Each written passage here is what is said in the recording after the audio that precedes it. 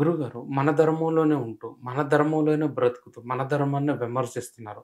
Recent టైమ్స్‌లో చానా కాలంలో రాముడు మాంసం తినడాన్ని, కృష్ణుడు మాంసం తినడాన్ని ప్రచారం జరుగుతుంది. హ్మ్. హ్మ్. దీన్ని ఎంతవరకు మీరు ఏకీభవిస్తారు? ఎటువంటి విమర్శలొచ్చినాయి రాముడి మీద, మహానుభావుడి మీద? ఎన్నో రకాల విమర్శలొచ్చినియి. రాముడు దశరథుడికి పుట్టలేదు.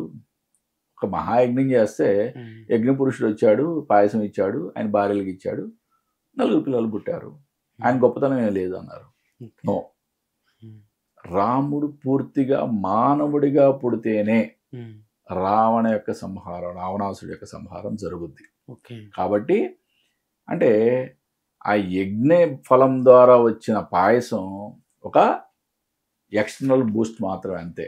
ఓకే. అంతేగాని పూర్తిగా దశరథ మహారాజు యొక్క రేతస్సు వారి యొక్క ముగ్గురు భార్యల్లో ప్రవేశించి వాళ్ళు గర్భం దాల్చి వాళ్ళు పూర్తిగా మానవులుగా మాత్రమే పుట్టారు ఓకే. అనేది మనకి ఈ సంఘటన ద్వారా రామాయణంలో ఈ సంఘటన ద్వారా తెలుస్తుంది. ఓకే.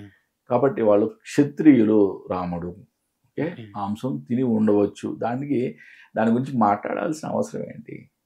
దాని గురించి మనం చర్చించుకోవాల్సిన అవసరం ఏంటి? రాముడు మానవుడిగా మాత్రమే పుట్టాడని చాలా క్లియర్‌గా చెప్తున్నా కదా! హ్మ్. ఓకే. మరి భగవంతుడు మాంసాహారులకి మాంసాహారం, శాకాహారులకు శాకాహారం విభజించాడు కదా! ఓకే. విభజించినప్పుడు దాని గురించి కాంట్రోవర్సీ ఏముంది? ఓకే. కాంట్రోవర్సీ క్రియేట్ చేస్తున్నారు అంతే.